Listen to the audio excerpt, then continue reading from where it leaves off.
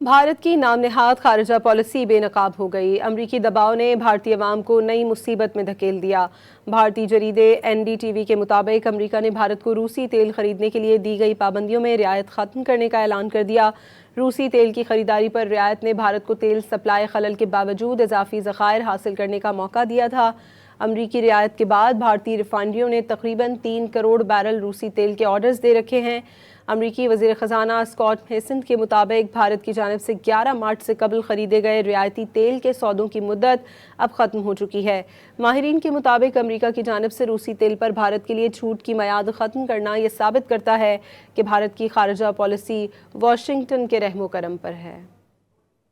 भारत की नाम नेहाद खारजा पॉलिसी बेनकाब हो गई। अमरीकी दबाव ने भारतीय अवाम को नई मुसीबत में धकेल दिया। भारतीय जरीदे NDTV के मुताबिक अमरीका ने भारत को रूसी तेल खरीदने के लिए दी गई पाबंदियों में रियायत ख़त्म करने का ऐलान कर दिया। रूसी तेल की खरीदारी पर रियायत ने भारत को तेल सप्लाई खलल के बावजूद इजाफी ज़खायर हासिल करने का मौका दिया था। अमरीकी रियायत के बाद भारतीय रिफाइनरियों ने तकरीबन 3 करोड़ बैरल रूसी तेल के ऑर्डर्स दे रखे हैं। अमरीकी वज़ीर ख़ज़ाना स्कॉट बेसेंट के मुताबिक भारत की जानिब से 11 मार्च से कबल ख़रीदे गए रियायती तेल के सौदों की मुद्दत अब ख़त्म हो चुकी है। माहिरीन के मुताबिक अमरीका की जानिब से रूसी तेल पर भारत के लिए छूट की मियाद ख़त्म करना यह साबित करता है कि भारत की खारजा पॉलिसी वाशिंगटन के रहमो करम पर है।